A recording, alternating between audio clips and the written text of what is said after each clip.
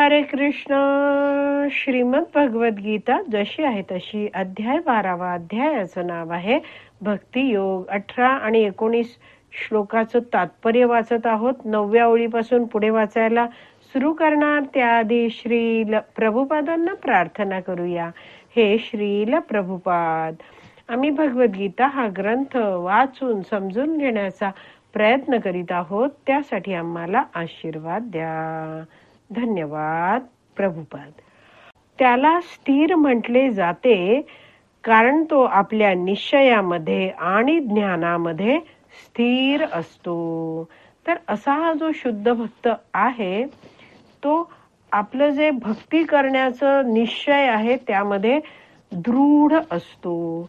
अनेकदा एखादा मोठा शुद्ध भक्त आहे, त्याला काही आजार झाला, तो रोगग्रस्त झाला, तर इतर लोक विचार करतात की इतकी सेवा केली आहे यांनी, इतके वर्ष तो जप करतोय, तर त्याला असा कसा बरं रोग झाला. मात्र शुद्ध भक्त आहे तो अशा रीतीने कधीच विचार करत नाही. तो भगवंतांवर अविश्वास पण दाखवत नाही.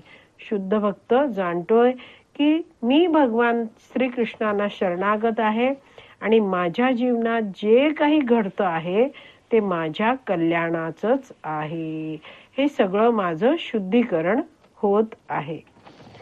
जसं एक वैष्णवाचार्य हा मुद्दा समजवताना म्हणतात की बाळाला आई स्वतः डॉक्टरकडे घेऊन जाते. आपण जाणतोच बालपणी किती सारी आपल्याला इंजेक्शन वगैरे दिले जातात, पोलिओचे डोस दिले जातात. तर हे सगळं आई बाळाला डॉक्टरांकरवी देते. तर का बरं देते? कारण त्याच्या मागे उद्देश आहे की हा बाळ मोठा झाला तर या रोगांपासून तो या उपचारांमुळे वाचेल, बचावेल. जसं पोलिओचे थेंब ड्रॉप्स दिले जातात, त्यामुळे पुढे बाळाला पोलिओचा रोग होऊ नये. तर अशी ही आई आपल्या बाळाच्या हितासाठीच हे सगळं करीत असते. तर या उदाहरणामध्ये जो शुद्ध भक्त आहे तो इथे बाळ आहे आणि भगवान श्रीकृष्ण आहेत ते इथे आई आहेत. तर भगवान श्रीकृष्ण हे सुहृद, हितचिंतक आणि कल्याणकर्ता आहेत आणि भक्ताच्या जीवनात जी काही दुःख भगवंत देतात ती सगळी दुःख त्या भक्ताला पुढे मिळणाऱ्या मोठ्या दुःखापासून वाचवण्यासाठी असतात. जसं आई आत्ता डॉक्टरकडून त्या बाळाला इंजेक्शन देऊन घेते आहे, थोडं दुःख होतं त्या बाळाला, बाळ रडतं सुद्धा, पण त्यामुळे पुढे मोठ्या रोगापासून त्या बाळाचा बचाव होणार असतो. तर हे उदाहरण आपल्याला समजलं आहे. आता पुढे वैष्णवाचार्य समजवतात की भगवान श्रीकृष्ण आहेत ते सगळ्या जीवांचे पिता आहेत.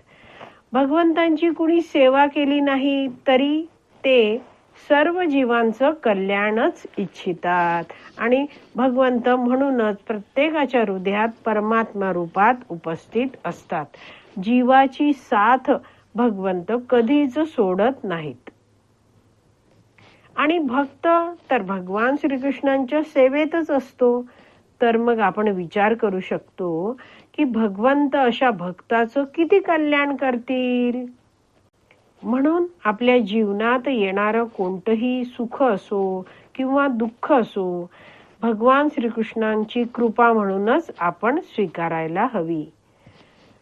आजारपणामध्ये योग्य ते उपचार भक्त घेतो, पण त्या आजारपणासाठी तो भगवंतांनाही दोष देत नाही आणि इतर कुणालाही दोष देत नाही. तर असा हा भक्त आहे तो सर्व परिस्थितीमध्ये स्थिर असतो, आपल्या ज्ञानामध्ये स्थिर असतो. त्यांनी जाणलंय की मी भगवंतांचा नित्य दास आहे, भगवान श्रीकृष्ण माझे स्वामी आहेत आणि त्यांची सेवा करणं हे माझं कर्तव्य आहे. आणि मोठ्या आनंदाने हा भक्त आहे तो भगवंतांची सेवा करतो. भगवान श्रीकृष्णांची सेवा करून मला भगवंतांना संतुष्ट करून कृष्ण प्रेम प्राप्त करायचं आहे, हा निश्चय, हा दृढ संकल्प या भक्ताने कायम आपल्या हृदयात मनात ठेवलेला आहे आणि ते ध्येय तो निश्चय पूर्ण करण्यासाठी हा शुद्ध भक्त आहे. तो भक्तांच्या मार्गदर्शनात, भक्तांच्या संगात सदैव भगवंतांबद्दल श्रवण, कीर्तन, स्मरण या प्रकारे भक्तिमय सेवा करत राहतो. तर आज आपली विराम द्यायची वेळ झाली आहे. आज आपण इथेच विराम देऊया.